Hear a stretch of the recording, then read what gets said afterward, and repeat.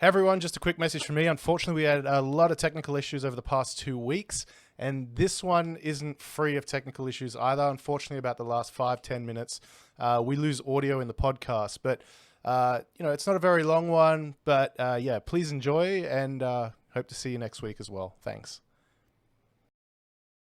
Yep. Welcome, ladies and gentlemen, to a very belated episode 16 of the SAA Wheels podcast. My name is Eric. To my right, or to your right, is Julian, who happens to be playing with Lego Technic. Please tell me what you've got in your hands.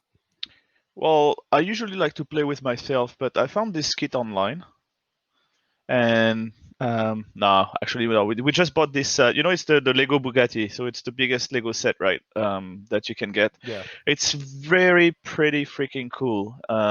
So the gearbox and engines are done, so you can see the W, 16 cylinders. Yep. And you actually have working, paddle shift. So the gearbox is pretty cool. Only 4 speeds, but you can pretty much get the principle of it. It's 4-wheel drive as well. I mean, that's unacceptable. I mean, you want the real experience. You want all 8 gears or 9 gears, don't you? It's very, very cool. And so yeah, I'm just happy to be doing this. So that's the other thing that I was reading, actually, because they have the whole book, with it, with a bit of history That and was pretty big. Oh yeah. It's gonna be big, basically. That's I didn't realize. yeah, it's It's quite almost as big big. as me. That's not what she said. But yeah, the thing is, I'm really enjoying this. I'm really loving it. And so yeah, coming back to this, so you know how the Bugatti, right? They actually made the engine and the car at the very end. Well, not at the very end, but in the manufacturing process. So they kind of replicate this even with the Lego set. Oh, really? Yeah. So on one side you're doing some part of it, and then you're gonna just marry the two parts of the car, like the actual manufacturing process. So I find this to be pretty cool. And as I know you're a bit of a geek, and you would geek out on this. You would love this thing, and I got it for really cheap. I mean, compared to what it's supposed to cost, I think. Yeah, I know, because when you said that you were going to get it, I'm like, geez, isn't that thing like really expensive? I think it's 600 USD normally. Is it really? Yeah. Damn, that's... Or 600 euros, is it? I'm not sure. I just knew it was something ridiculous. I thought it was like a 4-figure Lego set. But we're doing this right before the Imola GP. Oh man, this one is going to be fun, right? As you can see, this is how close we are to the race start. 51 minutes from race start to it, right, squeezing in a quick podcast. And I missed the qualifying yesterday, but it looked quite interesting. I haven't, Gasly in 4th. Isn't that interesting? The Gasly, just continues to be very impressive. I think this year is really for me like a kind of a revelation this year after the big falling out with Red Bull last year. But yeah, looking very solid, and the way he comments and everything, the way he's thanking the team, thankful to the team. It's like, yeah, again, great performance from the team. It's cool. Yeah, it's cool to see him out there. He re-signed with AlphaTauri, by the way, so it's confirmed, right? So yeah, he re-signed. Which I think is good. Another year, if he continues to be consistent and everything. I'd really like him on one of the works team. Yeah, it would be really cool to see him. Like, how old is he? He's pretty young, isn't he? So it'd be really he's 21. Yeah, it'd be really interesting to see. Really interesting to see how his progression and what options he's gonna have in the future as well. Yeah. So I don't know, because I mean, he's 24 years old. Even the future of F1 is still a bit like, where's it going at the moment? We've got the pretty radical rule changes coming up after next year, so that'll be good.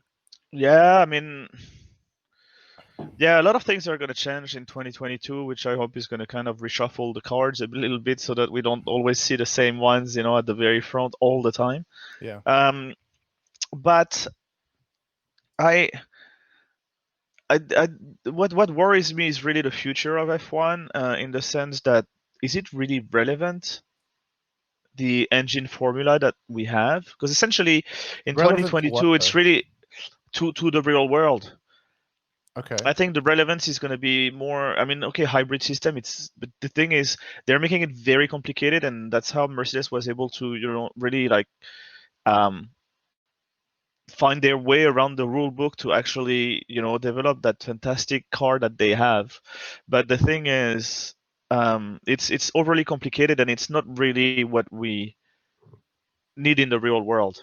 Because we're talking a 1.6 liter engine, hybrid, with curves and all that technology. I'm not sure whether it's really. I mean, the fact that Honda is pulling out is also a sign that it's not really relevant to what they're doing as an engine Yeah, manufacturer, but right? then they're going to go join NASCAR and run carbureted V8. So Mhm.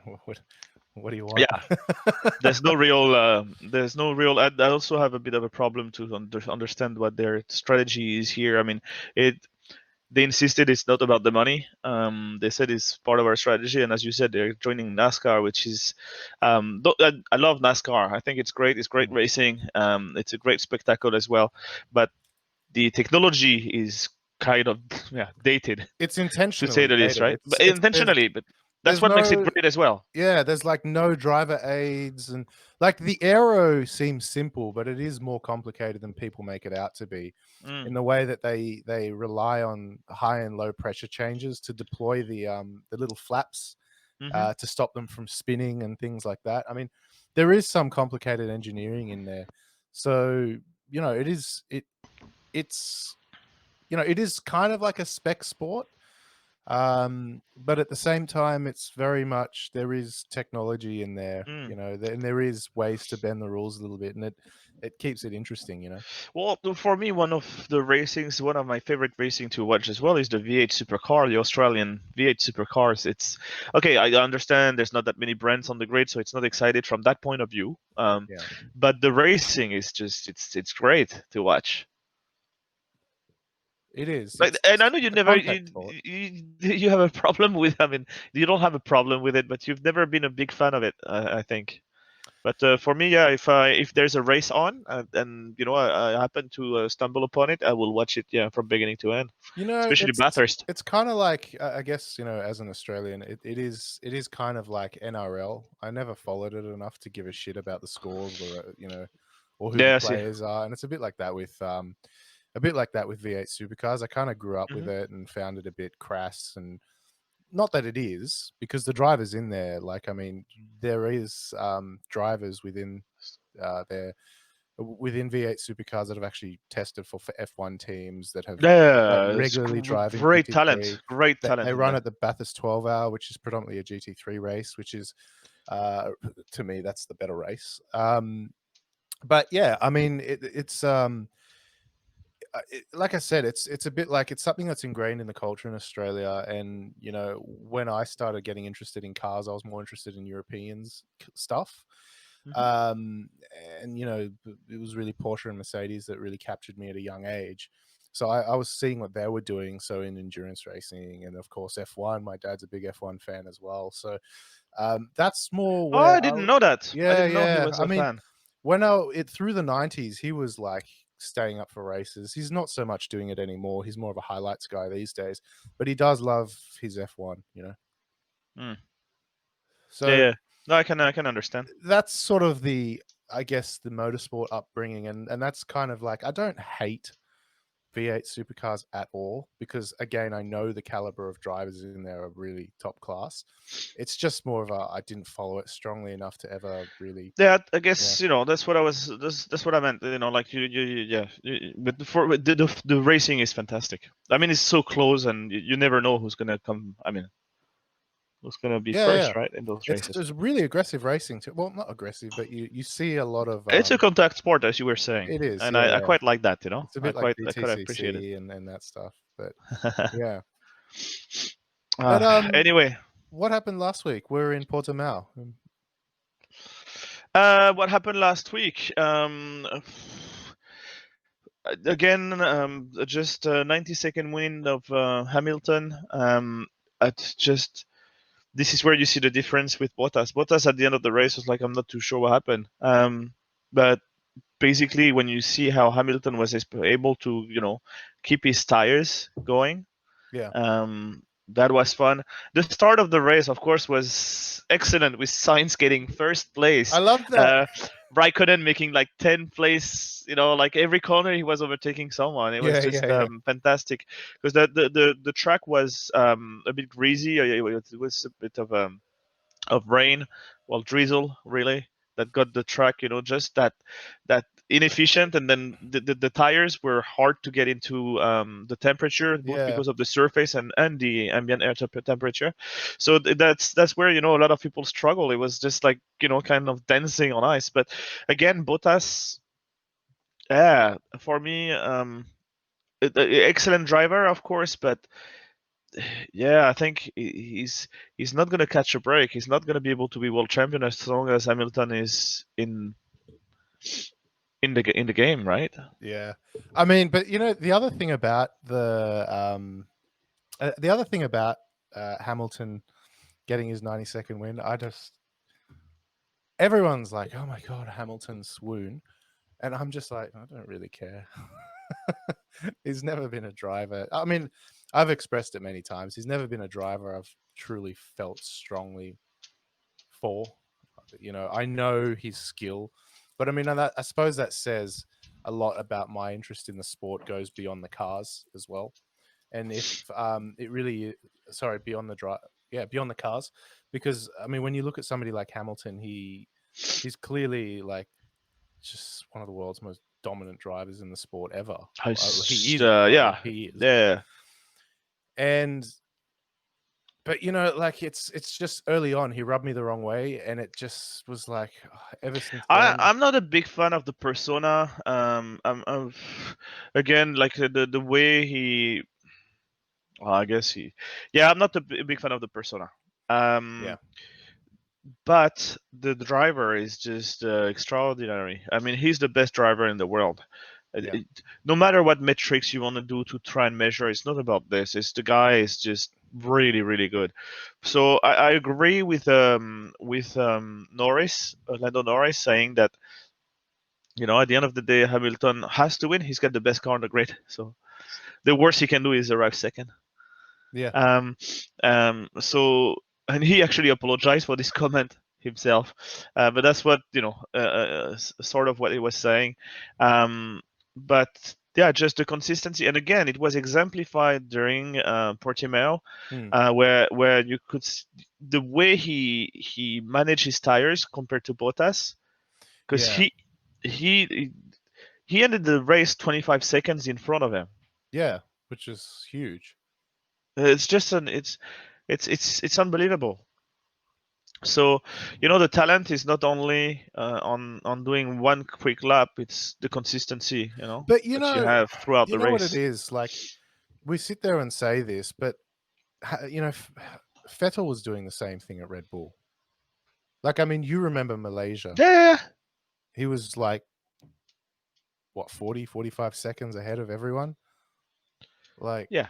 uh, like 45 seconds from second place, and it was just like sure, but he's behind the dominant car. He's consistent. We know that Vettel is having having I you could put any driver in there, right? If Mm. they're in the right car, they understand the car. They can progressively evolve Except with the car. Hulkenberg, because he's gonna fuck it up at some stage. But yeah, Yeah, but you know what I mean. Like they mature with the car and the team, and then they just keep going and blah blah blah. That's when you just sort of go. That's when you see a really great driver. It's like everything falls into place because the same thing was happening to Vettel, and at the same time, when Hamilton was at McLaren, he wasn't having the best of time all the time as well.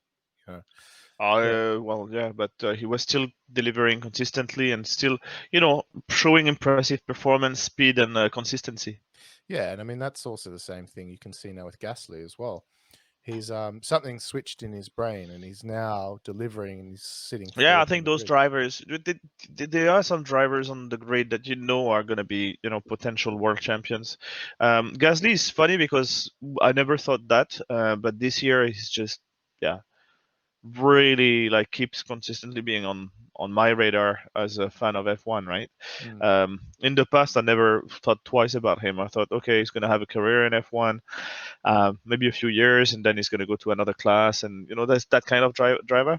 Yeah. There's one that got demoted as well from the Red Bull program, and that I think I miss, because I think he would have been a great driver, to to observe evolve in Formula One. It's Jean-Eric Byrne. Jean-Eric Byrne has Yeah. superb speed. Jeb is good. I mean, he's doing really well at Formula E, but then again, it's Yeah, Formula E, he's two-time world champion. But again, like, yeah, it's Formula E, and coming back to the relevance of the sport today, I'm thinking that Formula One is in a way doomed, unless it goes to a radically different platform. So 2022, the big change is going to be on aerodynamics, right? Well, the wheels, because at last they're going to move from that 15. How ridiculous is this? They're going to move away from those 15-inch wheels, which is going to have such a big a big consequences on the suspension and the geometry, because actually they use that the fat tire is essentially helping with the suspension, so that's going to change a lot of things on the car. But the aerodynamics is really what's going to be the big differentiator in 2022 with the return of that aero from the bottom of the car, right? Yeah, I mean, yeah, They look good. that whole floor aero stuff is going to be really good, I think, for next year. I think it's going to make. I mean, For essentially, 2022, yeah, I think they're saying they want to slow the cars down, but when you sit there and say, "Oh, we're going to have ground effects back," I don't think that's going to happen, because they're going to be going flat through every corner. Exactly, but less turbulences for the cars behind, so it should be easier to follow the cars and have more overtaking opportunities, that sort of thing. So yeah, we'll see. We'll really see how that develops. I think it's good to have a rule change also, because Mercedes has just been so strong, but at the same time, they are so strong that I'm afraid they'll be able to have, That's okay as well, man. And slowing down. They try to do that every rule change. Is not a problem in itself, but the thing is, it shouldn't slow down and then be slower than GP2 cars, Yeah. Yeah. Well, see, that's the thing. Like, at the beginning of the season, the GP2 cars were actually quicker than the F1 cars, or the F2 cars. The F2 cars were quicker than the F1 cars. It's been great. Yeah. Actually, I've watched some of the GP2 races. The racing is really good as well. Really exciting. It reminds me of MotoGP a little bit in that sense. Yeah. You get some real characters in there, though, don't you? Ha ha ha ha! Yes. You really do. So yeah, Mick Schumacher is the guy to watch for next year. Maybe maybe something happening at there's a chance of him getting to Alfa Romeo. I know they've signed Giovinazzi as well. They've confirmed the lineup already. Yeah, Giovinazzi. So maybe Haas, yeah. And Raikkonen still in, so that makes me happy. Raikkonen still in, yeah. It's great to have Raikkonen. Yeah. It's so funny, like, because Imola's in like half an hour, and it was so funny when I was looking at some of the memes, and it's like, hang on, I'll see if I can find it. Yeah, do that. I need to refill. Yeah, I'll be back in just a second. I'm here. Yeah, because there was a really good meme. It was like the last time F1 raced at Imola, and it was like Norris was 8, Albon was 9. Let me see if I've actually got it. And Raikkonen was in Formula 1. No, Raikkonen was in 5th. Okay, yeah. Yeah. I think I've got. Oh yeah, here. So I'll see if I can share my screen. Let me see if I can do this quickly for everyone. Screen capture. God, I haven't done this in a while. You take 2 weeks off the podcast, and then suddenly everything goes to hell. Yeah, sorry about this. I know that the tens and tens of viewers are going to be disappointed that we didn't have a podcast last week. It's totally my fault. I was in, let's call it a retreat. but without my knowledge. So we got to this kind of remote area in Thailand where, yeah, basically I had very slow internet and absolutely zero phone coverage. Yeah, that does suck, man. It's been a long time since actually I've seen my phone, well, both my phones with like absolutely like no bars or anything. It's Yeah, rare these days, isn't it? yeah, it very much is. But this is that meme. It says, last time F1 raced in Imola, Leclerc was 8, Max was 8, George was 8, Lando was 6, Kimi was 5th. This is excellent. This one. But it just shows. I mean, even at his age, I mean, Kimi is like such a great driver, you know. No, he's a racer. He's a racer, and it's great to see him on the grid. And yeah, um, it's fun to have. I mean, we need to have him in. I'd like to also have a little word on Albon again. A bit disappointing that weekend again for him. Mm, I thought, and then I watched the podcast from Peter Windsor. yeah, And his analysis is actually quite good. I think Red Bull does like to have Albon because he gives feedback on the car. yeah. He's a talented driver, and I mean, where was he last season? Red Bull, well, Toro Rosso, Mm. Alpha Tauri. But the So season before that, nowhere. yeah, But Gasly was demoted to Alpha Tauri in a way, and he was promoted to Red Bull. mm. Like Albon's in 6. I mean, that's pretty commendable still. But the fact that Gasly's pushed him up is up in 4.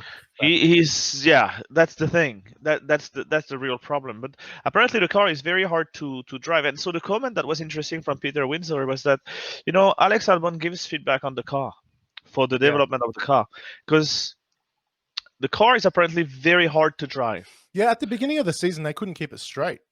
Yeah, and It the was thing just is, snap straight away. Verstappen doesn't say anything because he doesn't care. He's still very fast with it, so Yeah, he's not going to complain about anything.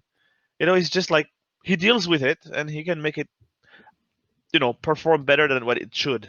yeah. Um, and so it's important to have a second driver in that way because otherwise they don't really know where to go. Also, so I thought that was actually a very fair comment to have a second driver who's not going to be anyway making any waves. Like not really challenging Max so much, but give feedback. Yeah, and this is where now It's important. more than It's ever important. this year you can see how the teams will develop the cars for their star driver. You can see this with Leclerc and Vettel. You Mm, can see this with Max and all his teammates before. The car is developed for the one driver yeah. who they support to be the world champion because the driving style of Vettel, and especially since the hybrid era, that doesn't match. The guy is he's got a hard time, with low traction, especially in the rear, right? Mm, So with the turbo and all of that, working on, I mean, the cars are having to so much torque now. yeah. It's really really hard for him to, and he's never really adapted to it. I don't think over No, the because years. last season he was doing well. He was finishing on podium. Yeah, the season prior, yeah. Yeah. But he's just been having a terrible time with the development of the car. And let's not forget, so was Charles Leclerc. Yeah, but look where Leclerc is, Yeah. compared to him. It's I it's a bit mean, of a spanking. I mean, he's making the best of a bad situation. I agree. yeah. Leclerc is, And but I look at Vettel is just not. It doesn't feel like he has the hunger anymore. So I'm really curious. I hope that moving to Aston Martin next year with the Mercedes engine is going to be a but that's the thing. You look for at him as well. any driver that does well, they have a team that supports them. And you look at Gasly and you Yes. look at how he's being supported at AlphaTauri. Even though they're supposed to be a feeder team, they've got a great driver in there that's really like flipped the switch and he's doing really well. And with that, I just look at it and go, I think he's doing a great job. Really, I think he's doing a great job there, and it's because he has the support from the whole team. Vettel is not supported at all, And it shows you what a 4-time champion can just like be out of Q2 every time, out at Q2 every time, just because he's got no support from his team. They know he's walking out. It's it's just really it's not a good place for him to be mentally. And if it's he can't Mm. really like, I mean, you've heard all the radio chatter as well. Like, obviously, nothing's really been controversial recently, but things like, The strategies yeah, and around the tire yeah, and strategy it's and like Mode W. He goes, "There's no such thing as Mode W. What are you talking about?" And like, yeah. and then it's like Vettel in a race having to coach his engineer on, all right, this is what you need to do and work out so that I can hold this position to the end of the race or whatever. And Yeah, we touched on this a couple podcasts ago. I think there's there's a real problem in that team, and I think it really is about the management. There's a problem with the management of that team. yeah, yeah. There's no other way to see it, analyze it, or understand. There's fundamentally something wrong with the team at the moment. Yeah, I agree. I agree. It's working on the Charles side. Don't get me wrong, but on Vettel's side, it's really bad. And then we know the problem with the engine and all of that. So Yeah, and I mean, even I've got the qualifying results up now, and I'm like Bottas, he's 2 tenths ahead of Hamilton. He qualified first, yeah, 2 tenths ahead. That's quick, but yeah. we know his consistency's not there. But if you look at It's it, not his consistency. His racecraft is not as good as Hamilton's. Is the issue, and his driving style is hurting the tires more than Hamilton yeah, is. yeah, Hamilton has this ability, it's like a magic thing yeah, that he has that he's able to just keep the tires alive yeah. I mean, even like so much I longer. think the biggest one was Monaco last year. He had no tires, but he still managed to like really win that race. And then Yeah, you I look think at last Monaco week. is probably not the best example, but yeah, Yeah, but it's last hard to week it was overcome. like these tires are shot, and then lap record, lap record, lap record. Yeah, he does that all the time. And the thing is, yeah, there's always I always take like his comments on the radio with a grain of salt because it feels sometimes it's almost kind of a trying of try to mislead the other teams in how he's feeling. So Yeah, it's like misinformation that he's spreading.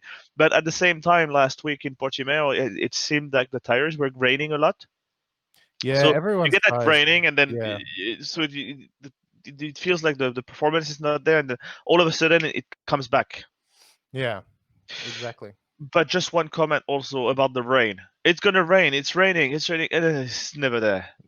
Again, I want some rain during a race, yeah, it would be please. nice to have a bit of rain in a race, but it was close last week. Nürburgring again, that Yeah, was close as well, but it yeah. didn't happen. Oh, I played. I told you we played. Yeah, Project Cars actually on the Nürburgring with Karin this morning. Yeah, In bad weather, like in the rain. yeah, So much fun, so much fun. We have to do this. We have to try to do a bit more endurance. Yeah, kind of. yeah. I've been trying to sort out this Assetto Corsa thing as well. Yeah, it's complicated. It is unnecessarily complicated. I don't I can't understand believe how complicated why. this game is. Why? As you said, it's yeah, I mean, it's a geek's I've got a server there, paradise. but now I've worked out, okay, these are the things I need to do for cars, but it's, oh my God, it's just like, it's just driving me nuts. But it's yeah, it's a great game. No, the other one that I've downloaded that I haven't tried, and where I need to use this is the F1 2020. Yeah, I want to give that a go as well, but I'm one of those people, I will not be defeated by technology. So like, yeah, I just hate it because it's just like I want to get this like Assetto Corsa You thing. you you were yesterday.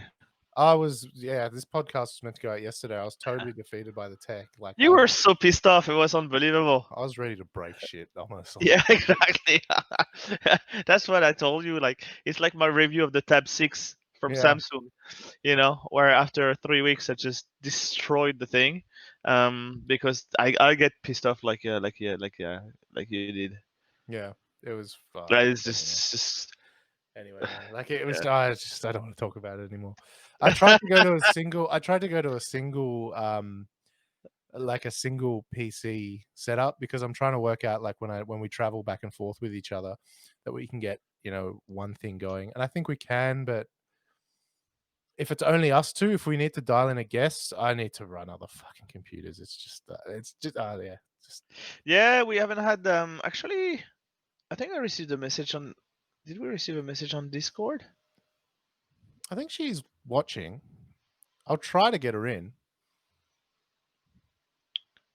She was watching before.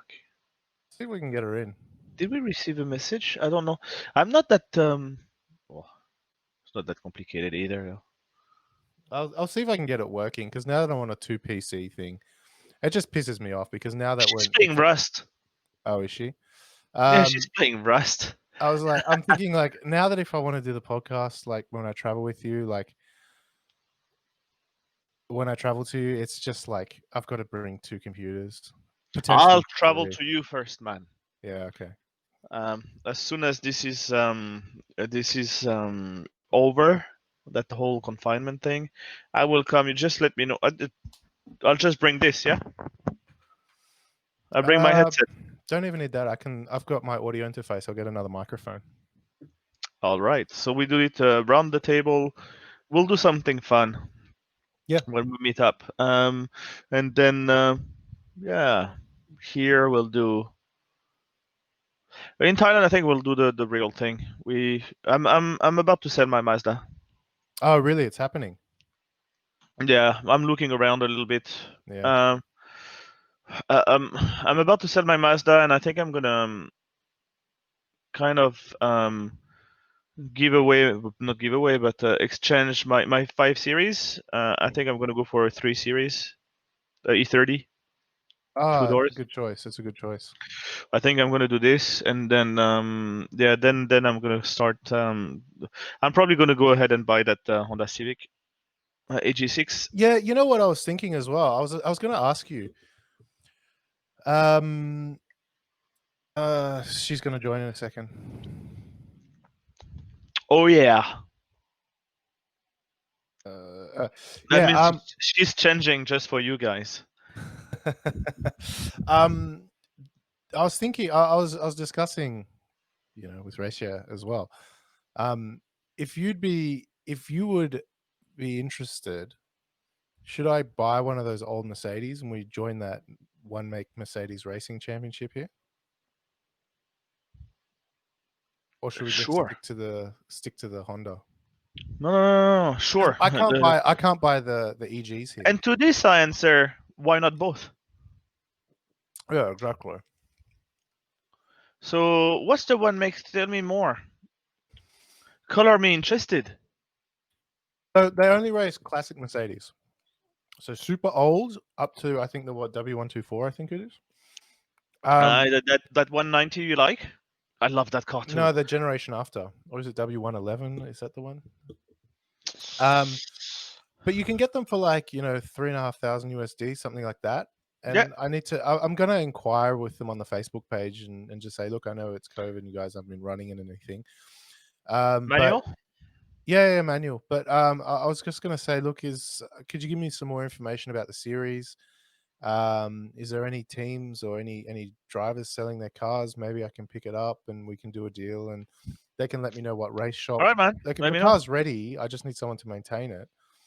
And once just find a garage. That's the thing. Yeah, and once everything lifts, it basically means, I mean, I've got a tow car already, so it just basically means that all you need to do is fly in because I think they do multiple rounds, so we can have a team and swap drivers, or I don't know what the rules are, but even if it's just a car that I can still do the series, and then we can also have I can do the series and we can also just do track days and stuff like that as well with it. Would be fucking great. Yeah, that'd be fun. But we just need to start it. We just need to get it going, right? So yeah. I don't know. I'll look into it a bit more. But it's something I found it and it sort of piqued my interest a little bit. They do have the more modern hatchback sort of racing series, which I think would be cool, but I think the investment's quite high. So I'm not sure. I'll look into it a bit more, but I think that'll be quite fun.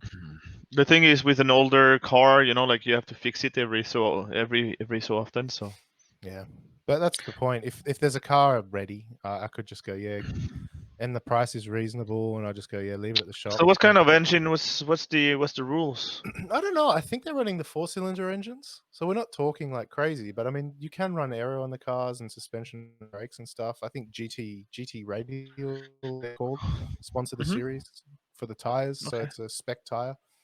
So it's all running street compound shit. We're not talking. Spec tire is good. Yeah, it's spec tire, all street compounds. We're not talking anything crazy. Um, but yeah, it's I don't know. I'll look into it a bit more. But I thought, Yeah. But man, I'm having so much fun playing together on that racing sims as well. mm, It's so good. It's like the immersion is really good, I think. yeah, So I'm really enjoying that. I want to do more of that actually. I find So I find I'm getting quicker though. You know, you are. The the problem gap. is that you take too many risks to be quicker Mm, at the moment, I think. So this consistency is the key. For me, I was discussing this with Karina earlier today, that I I am actually too safe, so I don't take many risks. but you're still consistently quicker than me. But that's because consistent. Yeah, but it's like Like three. you're like 2/10 or 3/10 of my pace. So it's Yeah. not this. The thing is, my pace I can do multiple laps within plus or minus 1 second. Mm, Um, you know, uh, just all day long. I was on this morning, as I was telling you, on the Nürburgring. I was looking at my sectors, and I'm like, in between laps, so 12 laps, I'm half a second yeah. difference I see. Like you're right. I on don't the know. Nürburgring. I don't know what it is about me. I find the more I play, the better I get. I mean, which Oh, it's like everything, isn't it? yeah. But I mean, the thing is, it's either way, it's I'm getting there, and I'm it's keeping me happy continuing to play. It's good. It's great. It's great. And And yeah. the other thing as well though is I getting behind, and every time I get behind, no worries.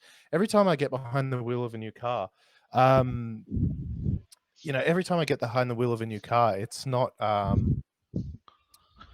it takes me time to work it out. I mean, today's the perfect example. I've been running like mid-engine GT cars, like GT3 cars, and Hmm. then we went, oh, let's do street cars, and then I jumped behind. I was like, okay, McLaren F1 should be pretty similar to the GT3 cars.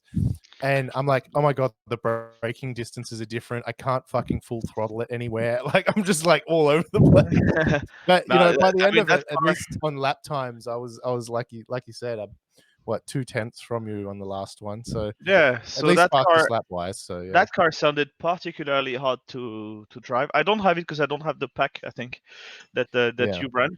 But yeah, it's. But for me, this is why I actually prefer running those cars, like yeah, sports, hypercars, supercars, whatever you want to call them, yeah, than actually GT3s and all of that. They're I don't want to say they're easy, but they're too forgiving because you've got the downforce, side of aspect of things when playing mm, those. So you can miss your braking distance a little bit. It's not gonna hurt you too much. Um, you can not accelerate out of a corner fast enough. mm. So slow cars is the best way, I think, to learn how to really hit the apex. Your braking and that, because you have to do the most that you can with very little speed. Yeah, exactly. And that's what I love about this. Yeah, So let's do this. Let's do more laps, and let's do more laps for with slower cars. I think it's going to be beneficial to Karin as well. yeah, I think so. I mean, I want to run those Renault Clios again too. They were fun. We did that Azure. Actually, I need to do it again. That Azure. Now that I have my PC, I can run like full details. Yeah. Because it looked good already on my laptop in the beginning. So, Yeah, but I had I everything mean, off. I live in a furnished apartment, so I couldn't really pick my TV. It's whatever was here was there, but I can see a massive difference between the screen on my laptop versus the screen. Oh yeah, It's yeah, it's huge.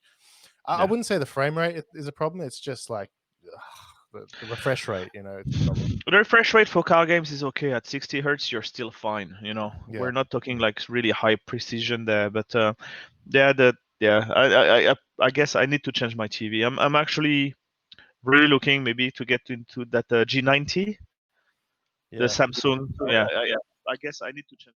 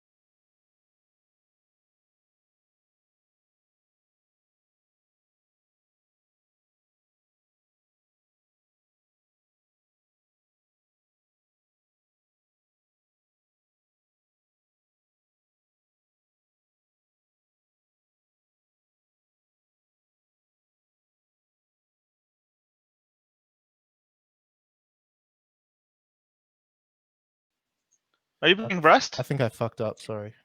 Yes.